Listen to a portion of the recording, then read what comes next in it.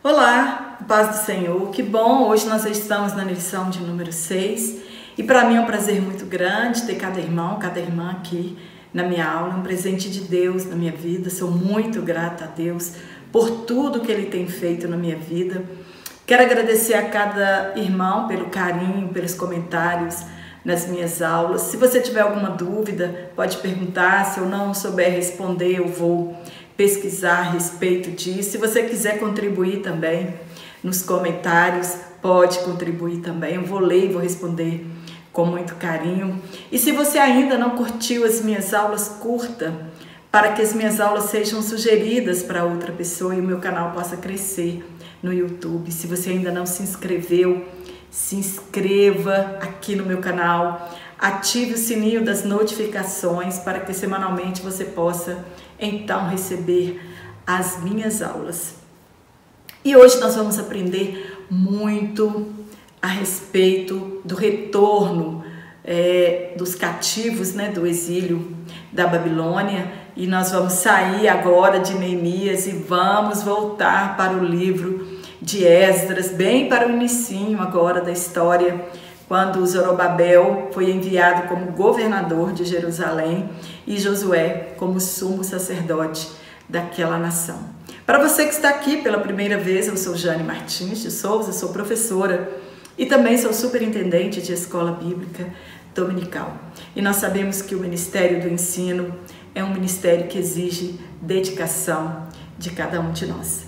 E hoje na lição de número 7, nós vamos falar sobre o povo de Deus deve separar-se do mal.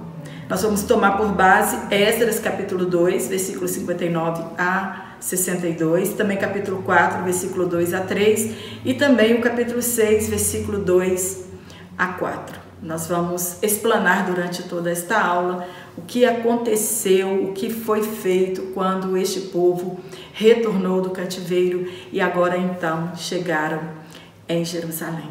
E esse título, ele é muito sugestivo para os nossos dias hoje.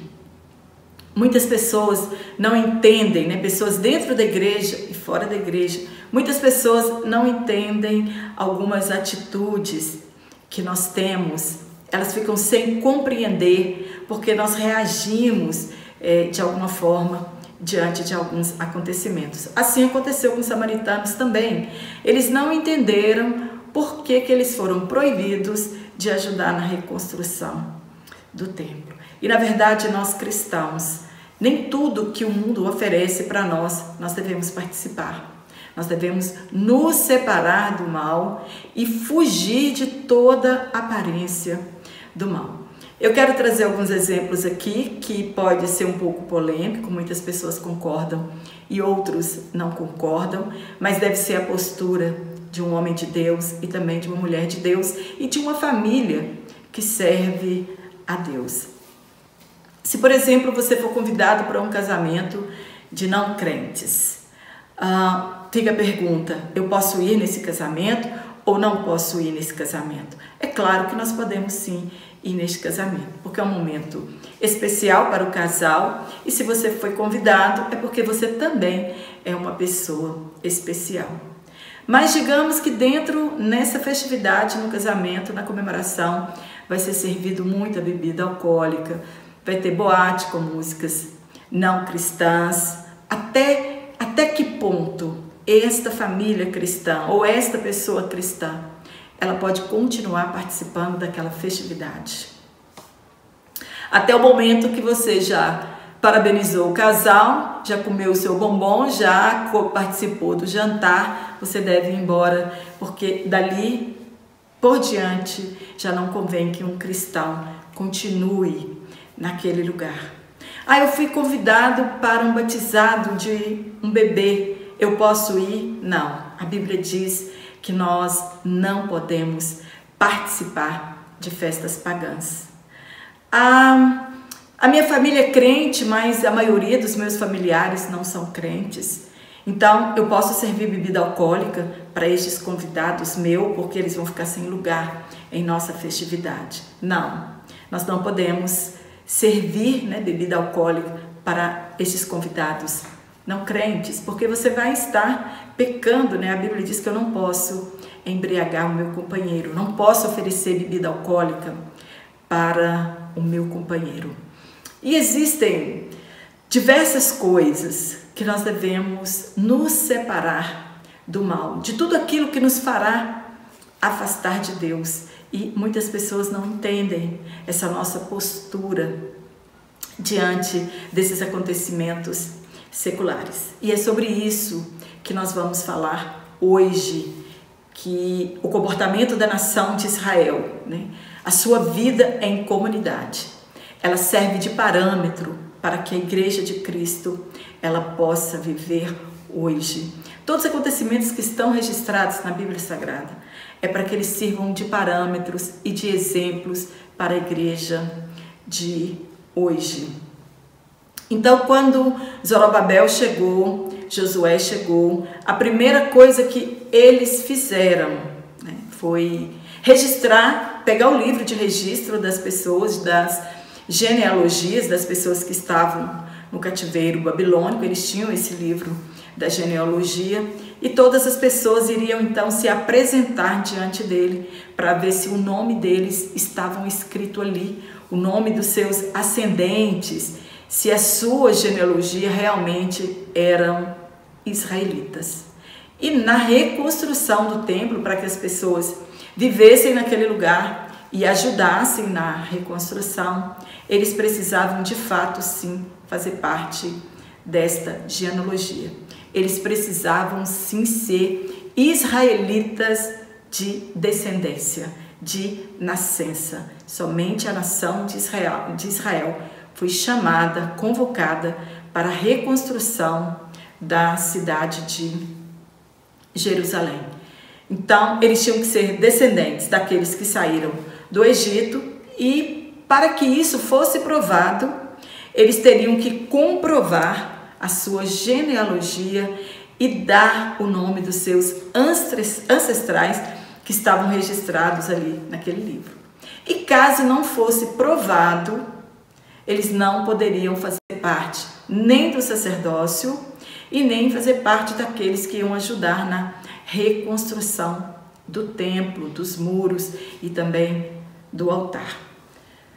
As pessoas que não fazem parte do povo de Deus, elas não podiam e não podem tocar nas coisas santas. Não são todas as pessoas que chegam em nossas igrejas que elas podem subir ao púlpito, que elas podem fazer a leitura oficial, tocar nos instrumentos, cooperar na obra. Não, as pessoas têm que fazer parte do corpo de Cristo. E ali em Jerusalém não foi diferente. Eles tinham que provar a sua descendência israelita, né? Então, haviam pessoas representadas de todas as tribos, das 12 tribos, estavam ali presentes naquele retorno do exílio. Nenhuma tribo ficou de fora.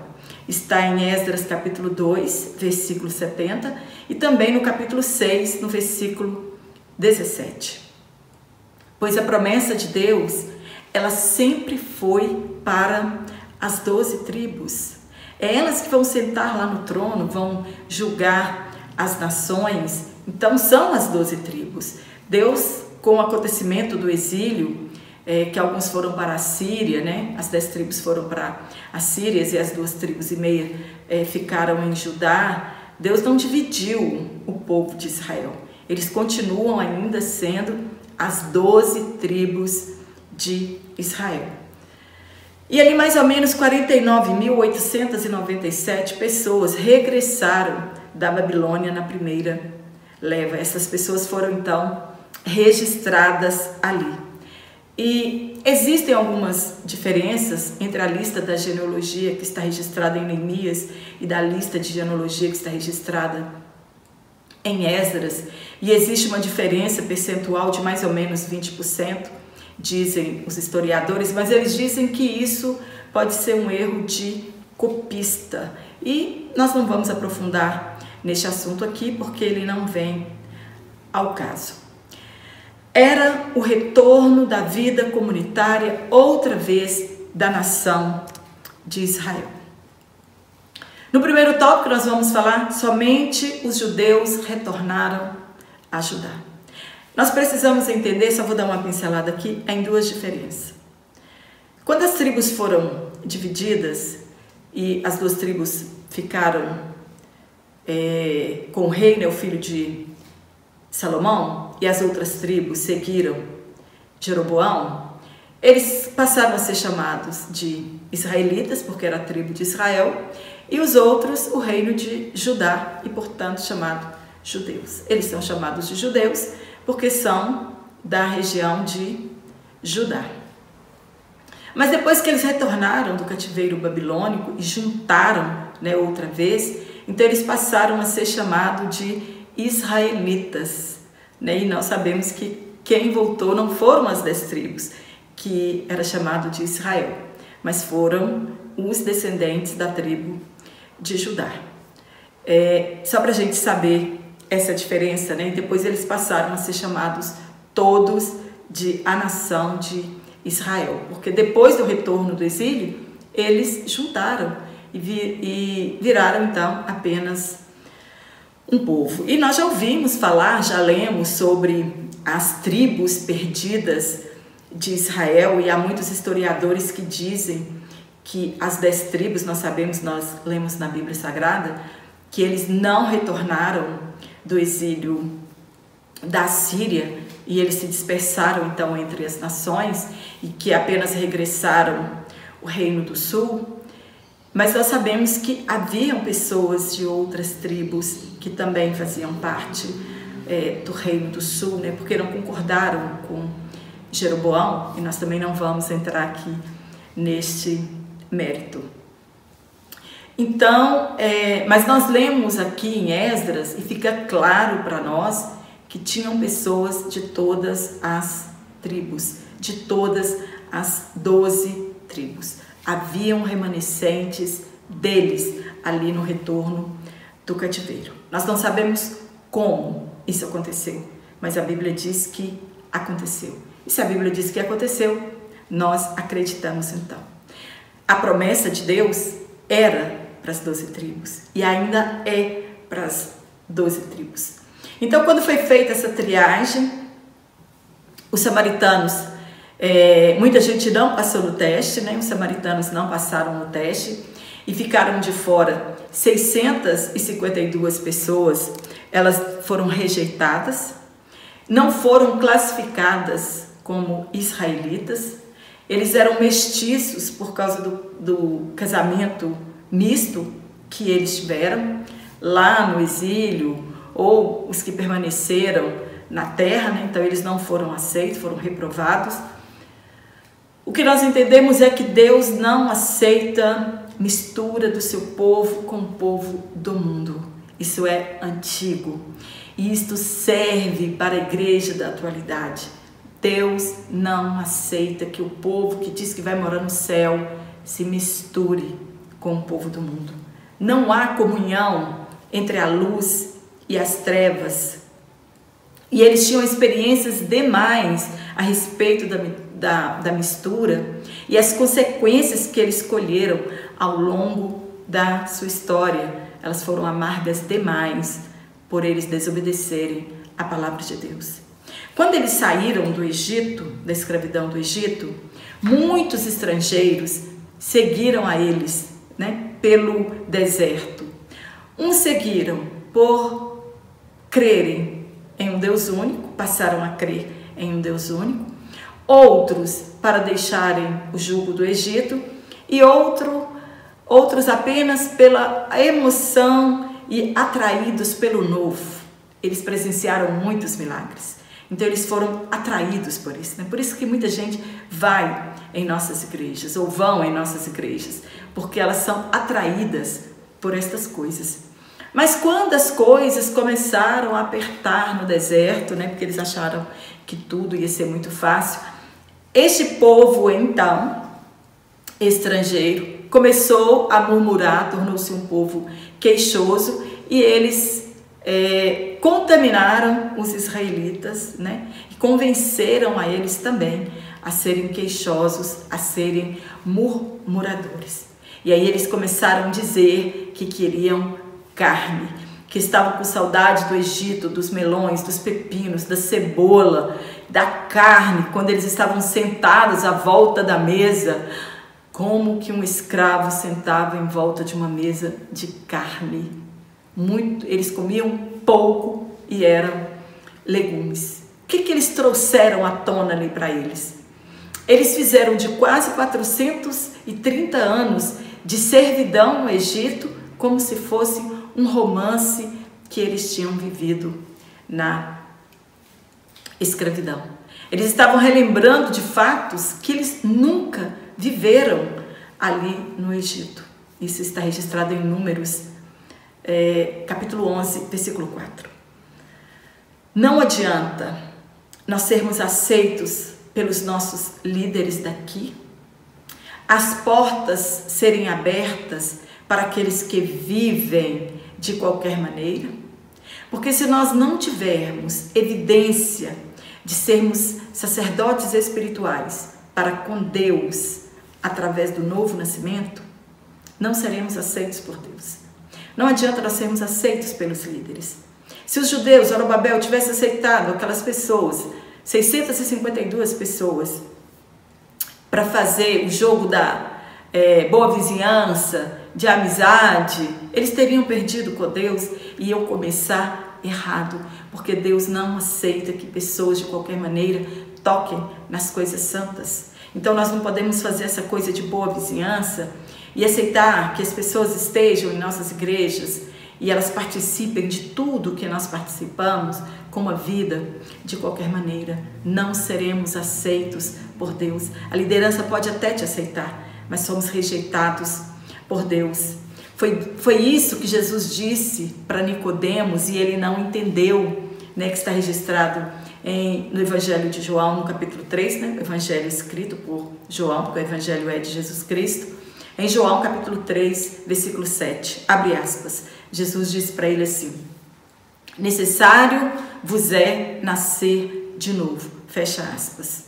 Jesus estava dizendo para ele, é começar a viver de novo, é uma nova natureza, novos objetivos na vida, é uma mudança de caráter.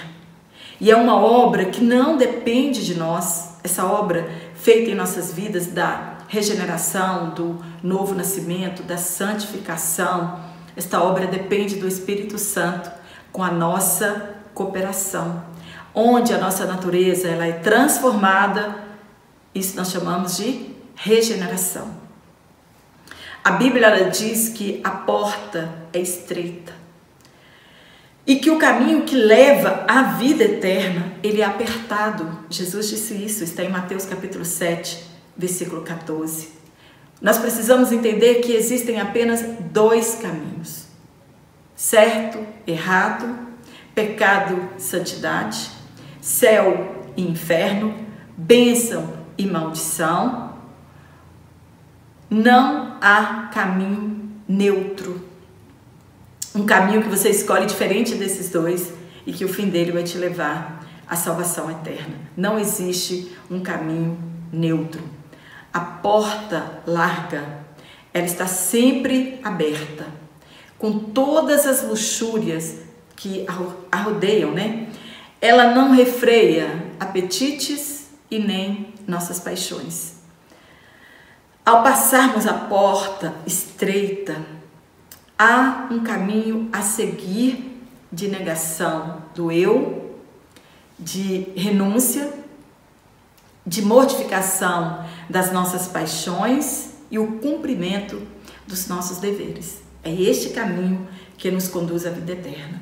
Não adianta querer facilitarmos o caminho para as pessoas, tornar o evangelho mais fácil. Não adianta. Muitas igrejas, elas por si próprias, querem facilitar o caminho da salvação para as pessoas, para que elas permaneçam em nossas igrejas. O que de fato nós estamos querendo é ajuntamento de pessoas. Então elas ficam ali sem objeções, deixando-as ficarem assim como chegaram. Deus não aceita mistura em nosso meio. Nós somos o Israel de hoje. Nós somos o Israel espiritual nessa dispensação da graça em que nós estamos vivendo. Deus, ele não está preocupado com igrejas abarrotadas, com igrejas cheias. Às vezes nós ouvimos alguns líderes religiosos dizendo: minha igreja é para culto de 10 mil pessoas, de 20 mil pessoas, de 30 mil pessoas. Deus não está preocupado com igrejas lotadas. Deus está preocupado com a qualidade dos crentes que frequentam estas denominações, porque no arrebatamento não é quantidade, é qualidade. É isso que Deus está olhando para nós. Deus se agrada de um povo santo, separado, um povo de qualidade espiritual. E quem pode nos dar este selo de qualidade espiritual é somente o Espírito Santo de Deus. Quando nós dispomos a viver o novo nascimento, a regeneração, a santificação em nossas vidas.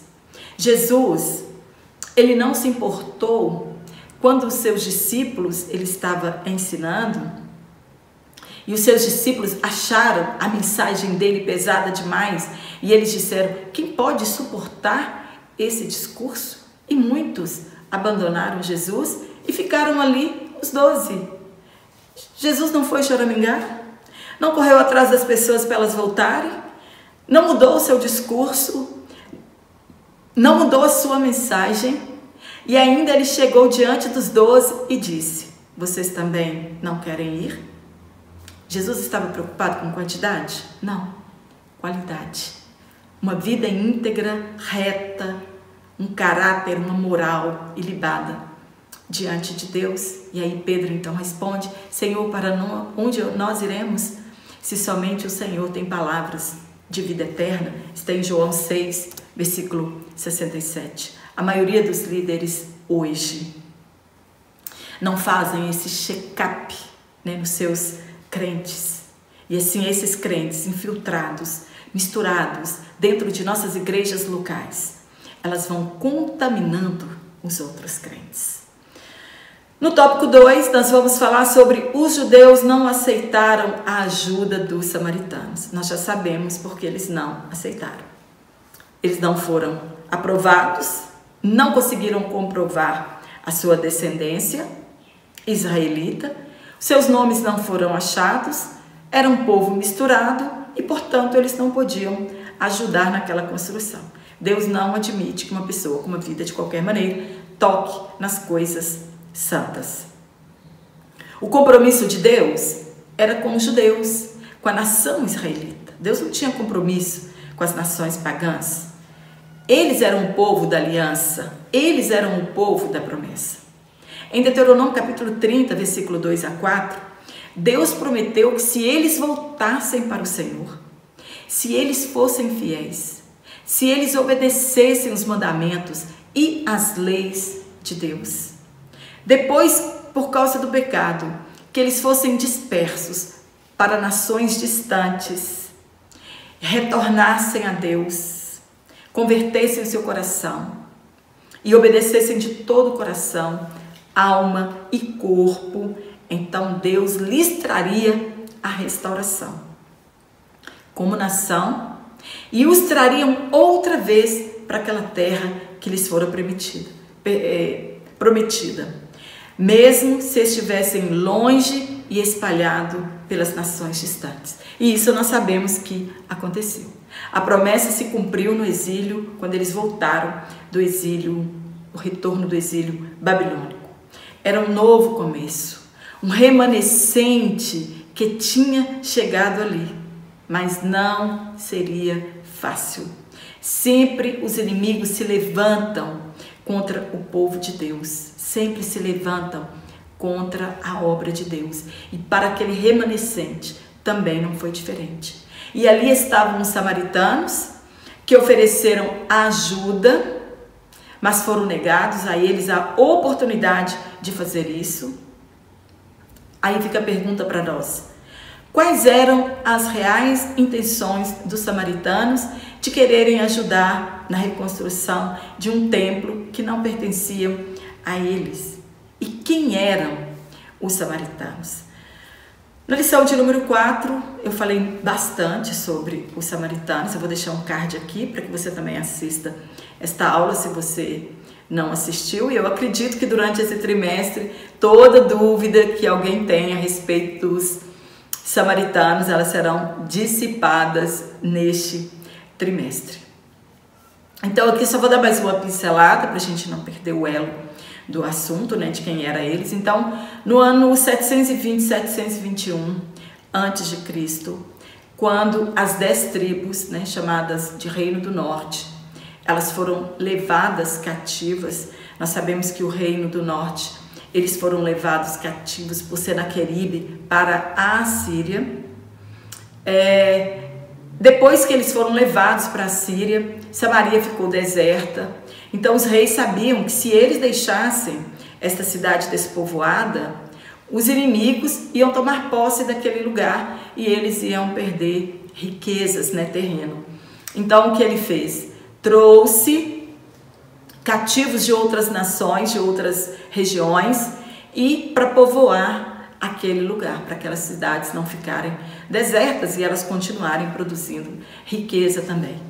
Só que era pouca gente. Então, houve um ataque grande de leões, né? Eles se multiplicaram muito ali e as pessoas acharam que era uma praga divina. Então, o rei decidiu trazer sacerdotes da tribo de Israel para que ensinasse o povo a adorar o verdadeiro Deus. Só que esse povo, mesmo conhecendo o verdadeiro Deus, eles não deixaram de cultuar as suas divindades. E como vieram muitos israelitas, né, para repovoar aquele lugar e a ensinar ao povo a conhecer o verdadeiro Deus, eles acabaram casando, misturando com este povo. Eles eram conhecidos como israelitas, mas como os israelitas foram levados cativos, por aquela região se chamar Samaria, depois eles passaram a ser conhecidos como samaritanos. E a guerra foi travada durante muitos anos, porque os samaritanos acreditavam que a verdadeira adoração era lá no monte deles, e essa briga de disputa de verdadeira adoração, nós sabemos e nós encontramos ela com Jesus lá em João, no capítulo 4. Se você nunca leu, dê uma lida lá. Então, essa história nós encontramos em 2 Reis, capítulo 17. Já conhecendo isso, né? O que aconteceu com este povo e por que que eles eram samaritanos, na minha lição 4 eu falo um pouquinho a mais. Este povo era idólatra, mas continuou servindo a Deus e também oferecendo cultos a Deus, e isso eles contaminaram aqueles israelitas, e os filhos, é claro, que nasceram idólatras também, como eles. Como eles continuaram, né, cultuar os outros deuses, eles eram idólatras, e Deus nunca aprovou a idolatria. Era um povo misturado, foram chamados de samaritanos, e essa disputa ficou travada durante muitos anos.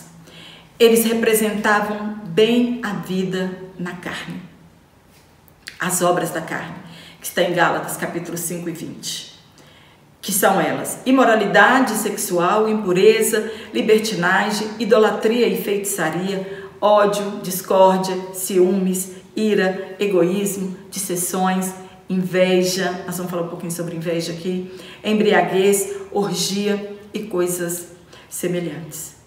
Eles ofereceram para ajudar. Foi-lhes negado por quê? Porque eles não faziam parte do povo da promessa. E isso é bíblico. Pois devemos nos afastar daqueles que não têm a sã doutrina de Cristo. São privados da verdade, não vivem a verdade, não conhecem a verdade, vivem de engano e pensam que a piedade é motivo de ganho. Quantos mercantilizam a palavra de Deus? Estão servindo a Deus, mas o seu interesse é apenas financeiro, ganhar dinheiro com o Evangelho. Nós devemos rejeitar aqueles que causam divisões depois de nós adverti-los 2 vezes. Nós não podemos investir em obras malignas, escreveu o evangelista João, porque quando se paga pregadores itinerantes que não trazem o ensino de Cristo, ou damos alimento e abrigo, nós somos advertidos pela palavra de Deus a não os receber e nem os saudar, porque eles não têm Deus e não é isto que acontece. Quantos pregadores itinerantes não pregam a sã doutrina, né? O interesse deles é apenas o dinheiro, e cantores também, da mesma forma, não servem a Deus de verdade, e nós damos abrigo e ainda pagamos em espécie essas pessoas. Está em 1 Timóteo capítulo 6, versículo 3 ao 5, também Tito capítulo 3, versículo 10, segunda João capítulo, versículos 10 e 11, né? Porque é apenas um capítulo. Então, em 2 João, versículo 10 e o versículo 11. A Bíblia diz que nós devemos nos afastar daqueles que têm uma vida irregular. Não pode haver amizade entre pessoas. Nós não estamos falando de inimizade, nós estamos falando de amizade. Não pode haver nada em comum entre um crente fiel e um crente que vive uma vida irregular. A Bíblia não está falando que você vai ter inimizade com esta pessoa, né? Você não pode ter aquela amizade diária de andar e vir e o dia inteiro, né? A Bíblia condena isso. Mas nós não podemos comungar com uma pessoa de vida irregular. Está na igreja e ela vive de qualquer maneira. E também nem daqueles que causam divisão. Pois nós podemos ser levados por estas pessoas imorais, perdemos nossa firmeza e caímos. Está em 2 Pedro, capítulo 3, versículo 7. Não podemos nos associar com aqueles que não obedecem à palavra de Deus. 2 Tessalonicenses, capítulo 3, versículo 6 e também o versículo 14 e o 15. Nós devemos tomar muito cuidado com aqueles que colocam um obstáculo ao ensino que nós recebemos. Às vezes nós estamos de uma forma, né, e nós encontramos crentes que chegam: mas você não precisa ser crente desta forma, não, a Bíblia não está dizendo isso, não. Você é tão jovem, deve aproveitar a sua vida, não é isso que Deus quer de você. E se nós continuarmos com essas pessoas, né, com essas que têm essas obras infrutíferas, elas costumam nos contaminar e nós costumamos acreditar que realmente elas têm razão. Elas querem nos persuadir a desobedecer a Deus. Elas não servem a Cristo, mas elas servem a si mesmas, aos seus desejos, aos seus prazeres, e com palavras suaves enganam as pessoas ingênuas. Está em Romanos capítulo 16, versículo 17 ao 18. Nós temos alguns erros de grafia na nossa lição. Trocaram Colossenses, né? Colocaram Colossenses capítulo 1, quando na verdade é 1 Pedro capítulo 1, Colossenses 1 e 11, mas é Colossenses 1 e 10, e na nossa própria leitura em classe, o último versículo lá nele foi redobrado, a parte C dele. Então isso é erro de grafia, né? Nós professores que precisamos estar atento, né? Conferir todos os versículos, estar atento a estas coisas. Nós falaríamos também sobre o casamento misto dos judeus, mas nós não falaríamos nessa lição, porque tem uma lição especial sobre este assunto, que é na aula 12, né? Um assunto tão importante, urgente para nós, que nós teremos uma lição a esse respeito. Por isso que o comentarista vai pular, né? Aqui nós não vamos nem pincelar sobre isso, mas na lição de número 12 nós vamos falar. É um estudo separado sobre este assunto. Qual era o motivo de tanto ódio? Qual o motivo de tanta perseguição dos samaritanos em relação a judeus? A inveja. Eles tinham inveja dos judeus. E o que é inveja? Inveja é eu sentir tristeza pelo sucesso dos outros, alegria dos outros me incomoda, o sucesso profissional, o sucesso espiritual das outras pessoas me incomoda, né? Eu fico triste com aquilo, amargurado, fico até doente, né? Muitas pessoas, o invejoso, ele deseja que aquela pessoa perca tudo, né? Para que ela continue em sucesso. Às vezes nós queremos ter a vida daquela pessoa, o carro daquela pessoa, a casa daquela pessoa, e nós desejamos o insucesso daquela pessoa. E nós sabemos que a inveja, ela é uma obra da carne. Nós lemos em Gálatas capítulo 5, versículo 20. Em toda a Bíblia nós encontramos, né, as pessoas tendo inveja das outras. Isso é diabólico e nós precisamos orar. Eu até gravei um pequeno vídeo, se você não assistiu, assista ainda, que eu falo um pouco sobre a inveja. E a pessoa que é invejosa, ela tenta atrapalhar os planos ou mesmo matar aquela pessoa.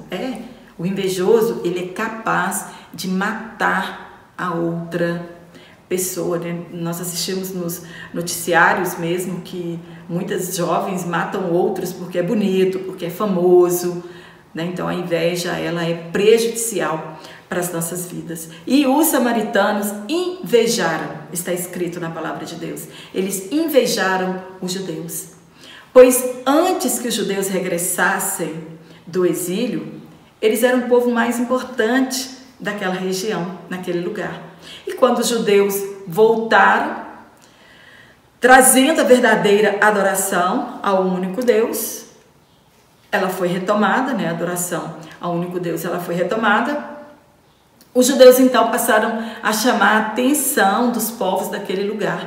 E os samaritanos perderam a sua posição privilegiada. Quantas pessoas, chega alguém na igreja, um vaso de Deus, e muitas pessoas sentem inveja e raiva, porque Deus está usando aquela outra pessoa enquanto deveria usá-lo, né? E ele vai perder a sua posição privilegiada, ou canta muito bem, ou prega muito bem, e infelizmente esse sentimento brota no coração de muitas pessoas. Então os samaritanos perderam a sua posição privilegiada, queriam associar-se a eles para gozarem do mesmo prestígio. Quando foram renegados, o ódio velado transformou-se em inimizade declarada, e isso atravessou os séculos, que nós já falamos, e sempre foi assim. Depois da ressurreição de Lázaro, os religiosos se reuniram no Sinédrio, sacerdotes e sumo sacerdote, e discutiam sobre o que fazer, né? O plano deles era matar Jesus, pois eles temiam perder a sua posição e a posição da nação judaica. Está em João capítulo 11, versículo 47. A inveja, ela é um mal terrível, ela é obra da carne. Paulo, quando ele estava em suas viagens missionárias na Antioquia da Psídia, e uma multidão, né, atrás dele querendo ouvi-lo, e quando os judeus viram isso, sentiram inveja. Está em Atos capítulo 13, versículo 47. Quando ele estava em Tessalônica, foi a mesma coisa. Quando foram persuadidos, né, muitos gregos e mulheres de alta posição, os judeus ficaram com inveja também. Está em Atos capítulo 17, versículo 5. Os patriarcas, irmãos de José, por inveja, o venderam aos ismaelitas, que o vendeu para o Egito. Está em Atos capítulo 7, versículo 9. Pilatos, quando nós chegamos lá na crucificação de Jesus, Pilatos sabia que os chefes dos sacerdotes haviam entregado Jesus por inveja. Está em Marcos capítulo 15, versículo 10. Os judeus, eles tinham de modelar os propósitos soberanos e salvíficos divinos e mediá-los para o mundo. Eles eram os mediadores da glória de Deus, do poder de Deus, da salvação, da libertação. Este era o propósito de Deus para a nação de Israel. Eles deviam assumir a responsabilidade de um reino sacerdotal e um povo santo. E esta também é a nossa responsabilidade. No terceiro tópico, nós vamos falar sobre Deus exige santidade do seu povo. Será que Deus exigia santidade só lá no Antigo Testamento? Será que hoje Deus não exige santidade do seu povo? Por que Deus exige santidade do seu povo? Porque Ele é santo e os que se aproximam dEle devem santificar suas vidas. E nós já aprendemos que a obra da santificação em nossas vidas, ela é feita pelo Espírito Santo de Deus com a nossa cooperação. Está em Levítico capítulo 10, versículo 3. Nós devemos honrar a santidade de Deus. E se não fizermos isso, gera a nossa morte. Nadab e Abiú, perda de bênção. Não honraram a santidade de Deus. Moisés foi impedido de entrar na terra prometida, porque no momento que ele devia honrar a Deus, ele trouxe a glória para ele mesmo. Deus espera de nós separação do pecado para que nós tenhamos comunhão com Ele. Paulo escreveu em 2 Coríntios capítulo 6, versículo 17, que também é o nosso texto áureo da lição, que nós não podemos ter amizade com descrentes. Às vezes nós encontramos alguém dizer: poxa vida, a minha melhor amiga, ela não é crente. Pois é jugo desigual. Não há nada comum entre ambos. Se nós quisermos, como templo do Espírito Santo que somos, que Deus habite em nós, devemos nos separar. Ser santo é isso, é ser separado para um propósito. Então nós devemos nos separar e sair do meio deles. Foi isso que Paulo escreveu para a igreja que estava em Corinto. Vocês precisam sair do meio deles. Assim nós seremos recebidos por Deus. Em Josué capítulo 3, versículo 5, na travessia do Jordão, a ordem era que santificassem para Deus operar. Se nós não santificarmos, não tem como Deus operar. E todos, sem exceção, deviam se santificar. Hoje, as pessoas perderam o temor a Deus e estão de qualquer maneira dentro da casa de Deus e querem ver milagres ou fazer milagres. Eles enganam, prostituem, mentem, embriagam-se e parece que nada aconteceu, que Deus não está vendo o seu pecado e tentam a Deus. São pessoas que impedem que a glória de Deus se manifeste em nosso meio. O pecado impede que a glória de Deus se manifeste em nosso meio. Deus disse, está lá em Isaías, que o que faz divisão entre nós e Ele é o nosso pecado. Quando Josué se despediu da nação em sua velhice, a recomendação dele para eles foi obedecerem à lei e não se associarem com os povos das outras nações, casamentos, sociedades e outras coisas mais. Está em Josué capítulo 23, versículo 1 a 13. A mistura para Deus, ele disse para Efraim, né? Deus chamou Efraim de um bolo não virado. Então, a mistura para Deus é como um bolo que não foi virado. Serão destruídos, né? A igreja que mistura com o mundo e mistura com denominações, que o propósito não é a sã doutrina. Hoje nós estamos vivendo um relativismo, que o que vale é nós juntarmos as nossas forças. Não adianta. Se as pessoas não comungam o mesmo que nós comungamos, se eles não acreditam na sã doutrina de Cristo, que nós devemos nos separar do mundo, né? Está em Oséias capítulo 7, versículo 8 a 16, para Moisés e Josué, quando eles iam se aproximar de Deus, a ordem que Deus deu, tanto para Moisés quanto para Josué foi: tire as sandálias dos seus pés, porque a terra que você está pisando é santa. A terra era santa? Não. Mas quando Deus está presente, aquele lugar se torna santo. Este lugar é santo. Está em Josué capítulo 5, versículo 13 a 15 e também Êxodo capítulo 3, versículo 5.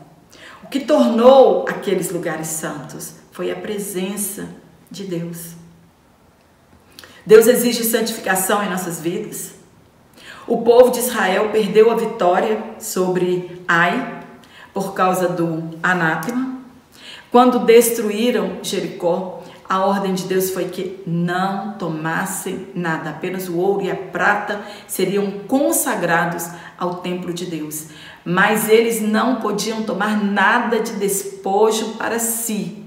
Seriam salvos daquele lugar apenas Raabe e a sua família, que estivessem naquela casa onde tinha uma corda vermelha descida marcando o lugar. E Acã trouxe anátema para o meio do alojamento do povo de Israel, e eles então perderam aquela luta, foram destruídos, morreram muitos judeus.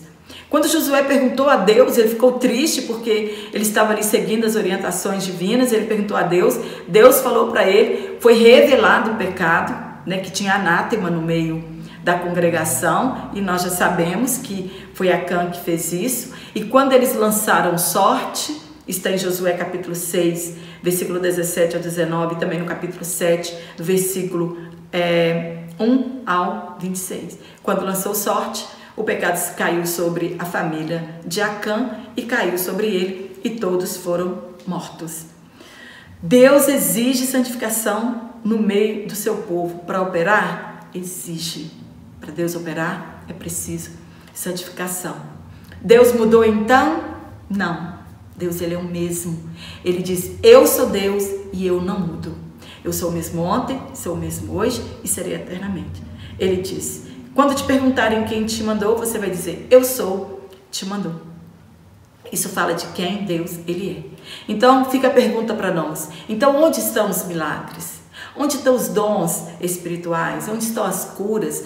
Onde estão as profecias? Onde estão os batismos no Espírito Santo?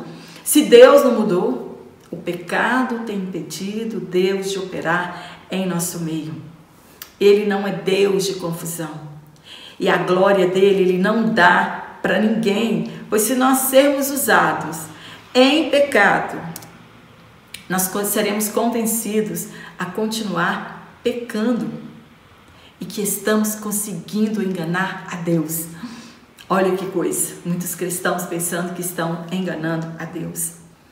Hoje, como Israel, no passado, nós perdemos nossa identidade, daquilo que nos identifica como cristãos, nosso caráter, nossa conduta, nossas vestimentas, né? Infelizmente hoje, a maioria não estão dando valor para suas vestimentas. E isso tudo é um conjunto, nosso interior e nosso exterior, né? Nós somos regenerados de dentro para fora. As mulheres hoje não se portam mais como mulheres de Deus e os homens também não se portam mais como homens de Deus.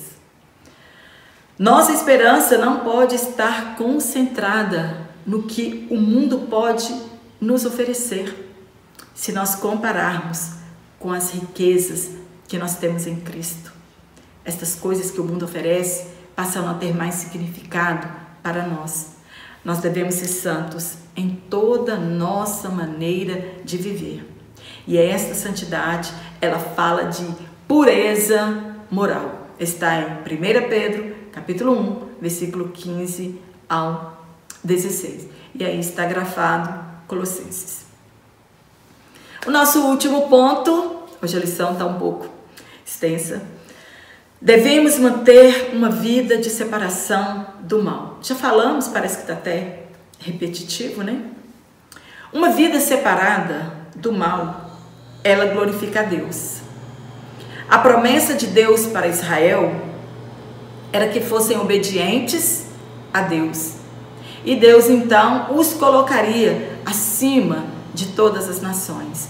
Sempre estariam por cima, nunca estariam por baixo, eles nunca seriam cauda. Está em Deuteronômio capítulo 28, versículo 1 a 13. Mas esta promessa é condicional. Se tivessem concordado com a ajuda no princípio, eles teriam sido afáveis, mas depois, claro, encontrariam uma forma de corrompê-los e afastá-los da verdadeira adoração, como aconteceu várias e várias vezes com o povo de Israel. Na verdade, eles não queriam uma verdadeira adoração. Eles queriam não perder o prestígio, o status, né? Se juntar com quem está no topo agora era muito melhor. Eles queriam minar os propósitos israelitas, dificultar a obra e debilitar os que estão comprometidos com ela, como veremos mais à frente. Muitos hoje acham que não valem a pena serem fiéis, pois olham para os ímpios, vê que os ímpios não sofrem, prosperam, são ricos, têm casas boas, fazenda, casa de praia, viagens paradisíacas, e aí a pessoa fala, e eu estou aqui servindo a Deus e não tenho nada. Aí ela chega à conclusão de que não vale a pena servir a Deus. Para os descrentes e para o sucesso daqueles que não obedecem à palavra de Deus. A pessoa pensa, está tudo dando certo para eles, não passam aflições e se perguntam, será que vale a pena ser fiel? Quantos estão com essa interrogação em sua vida? Asaf, ele teve essa mesma sensação, está no Salmo 73, verso 13. Quando ele viu que os ímpios prosperavam e a vida dele em constante aperto, ele também teve a sensação de que não valia a pena servir a Deus e nem ser fiel. Mas quando ele entrou no santuário de Deus, ele entendeu. Quando nós deixamos de orar, de estarmos perto de Deus, da sua presença, de estreitar a nossa comunhão com Ele, nós somos levados a ter estes pensamentos, esta fraqueza. Nós deixamos de olhar para Cristo e olhamos para os ímpios, para as coisas que não preenchem o vazio da nossa alma. Quando Asaf entrou então no santuário, ele entendeu que valia a pena sim servir ao Senhor. E você já chegou a essa conclusão de que vale a pena servir ao Senhor, mesmo com todas as intempéries que nós estamos vivendo. Malaquias foi o último profeta do cativeiro. Ele teve que combater o pecado do povo e aquelas pessoas acreditavam também que não valia a pena servir ao Senhor. Está em Malaquias capítulo 3, versículo 15 ao 17. Aos que obedecem ao Senhor, se lembram dele. Quando nós obedecemos a Deus, chegará o dia que Ele se lembrará de nós e virá o nosso socorro. E seremos poupados, Nós seremos para Deus como um tesouro particular e nós seremos poupados naquele grande dia. A vontade de Deus para nós é a nossa santificação, pois sem ela nós não veremos a Deus. Está em 1 Tessalonicenses capítulo 4 e 3 e Hebreus capítulo 12, versículo 14. Nós não podemos praticar as coisas que desagradam a Deus. Nós devemos andar dignamente diante do Senhor. E Paulo fala em Colossenses e também em Efésios, nós estudamos. Paulo fala que nós devemos andar dignamente diante do Senhor.